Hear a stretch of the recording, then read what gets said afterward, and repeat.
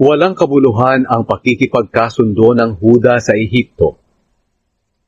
Ika-30 kabanata. Sinabi ng Panginoon, nakakaawa ang aking mga anak na suwain. Gumagawa sila ng mga plano na hindi naaayon sa kalooban ko. Nakikipagkasundo sila na hindi ko pinapayagan. Kaya lalo lang nadadagdagan ang kanilang kasalanan. Pumunta sila sa Ehipto para humingi ng proteksyon sa hari, na hindi man lang sumangguni sa akin. Pero mabibigo lamang sila sa hinihingi nilang proteksyon sa Faraon.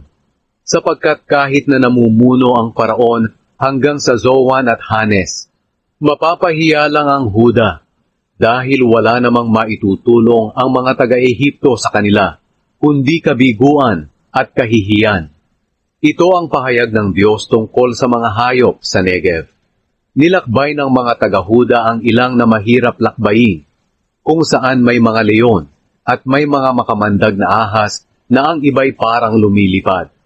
Ikinakarga nila ang kanilang mga kayamanan sa mga asno at mga kamelyo, para irigalo sa bansang hindi man lang makatulong sa kanila. Ang bansang iyon ay ang Ehipto, na ang tulong ay walang silbi. Kaya tinatawag ko itong dragon na inutil.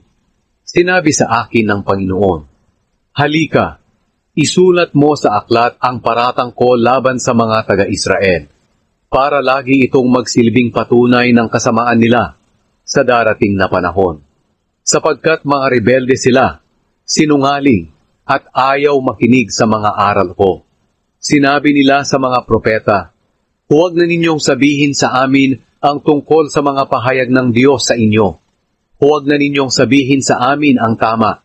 Sabihin niyo sa amin ang mga bagay na makapagpapasaya sa amin, at mga pangitain na hindi mangyayari. Umalis kayo sa aming dinadaanan. Huwag ninyo kaming harangan. Huwag na ninyong sabihin sa amin ang tungkol sa banal na Diyos ng Israel. Kaya sinabi ng banal na Diyos ng Israel, dahil sa itinakwil ninyo ang aking mensahe at nagtiwala kayo sa pang-aapi at pandaraya, bigla kayong malilipol. Ang inyong mga kasalanan ay katulad ng bitak na biglang wawasak ng mataas na pader. Madudurog kayo na parang palayok, na sa lakas ng pagbagsak ay wala man lang kahit kapirasong mapaglagyan ng baga o maipansalok ng tubig. Sinabi pa ng Panginoong Diyos, ang banal na Diyos ng Israel, magbalik loob kayo sa akin at pumanatag, dahil ililigtas ko kayo. Huwag kayong mabahala, kundi magtiwala sa akin, dahil palalakasin ko kayo. Pero tumanggi kayo at sinabi ninyo, makakatakas kami sa aming mga kaaway, dahil mabibilis ang aming mga kabayo. Oo nga, makakatakas kayo, pero mas mabibilis ang mga hahabol sa inyo. Sa banta ng 1,000 sundalo ang makakatakas sa inyo. Sa banta ng 5, makakatakas kayong lahat. Matutulad kayo sa nakatayong bandila na nag-iisa sa tuktok ng bundok. Pero naghihintay ang Panginoon na kayo'y lumapit sa Kanya, para kaawaan Niya. Nakahanda siyang ipadama sa inyo ang Kanyang pagmamalasakit. Sapagkat ang Panginoon ay Diyos na makatarungan, at mapalad ang nagtitiwala sa Kanya. Kayong mga taga-Zion, na mga mamamayan ng Jerusalem, hindi na kayo muling iiyak. Kaaawaan kayo ng Panginoon kung hihingi kayo ng tulong sa Kanya. Kapag narinig Niya ang inyong panalangin, sasagutin Niya kayo, para kayong pinakain at pinainom ng Panginoon ng kapighatian at paghihirap.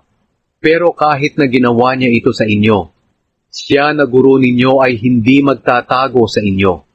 Makikita ninyo Siya, at maririnig ninyo ang Kanyang tinig na magtuturo sa inyo ng tamang daan, saan man kayo naroroon.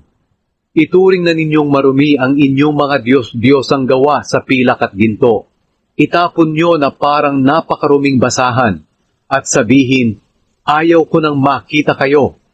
Bibigyan kayo ng Panginoon ng ulan sa panahon ng pagtatanim, at magiging sagana ang inyong ani, at ang inyong mga hayop ay manginginain sa malawak na pastulan. Ang mga baka ninyo at asnong pang-araro ay kakain ng pinakamainam na pagkain ng hayop. Sa mga araw na iyon napapatayin ang inyong mga kaaway at wawasakin ang kanilang mga muog. Dadaloy ang tubig mula sa bawat matataas na bundok. Liliwanag ang buwan na parang araw. Ang araw naman ay magliliwanag ng 7 ibayo, na parang liwanag ng 7 araw na pinagsama-sama sa iisang araw. Mangyayari ito sa araw na gagamutin at pagagalingin ng Panginoon ang sugat ng mga mamamayan niya. Makinig kayo. Dumarating ang Panginoon mula sa malayo. Nag-aapoy siya sa galit at nasa gitna ng usok.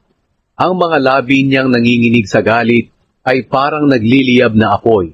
Ang kanyang hininga ay parang malakas na agos na umaabot hanggang leeg. Nililipol niya ang mga bansa na parang sinasalang trigo. Para silang mga hayop na nilagyan ng bukado at hinila.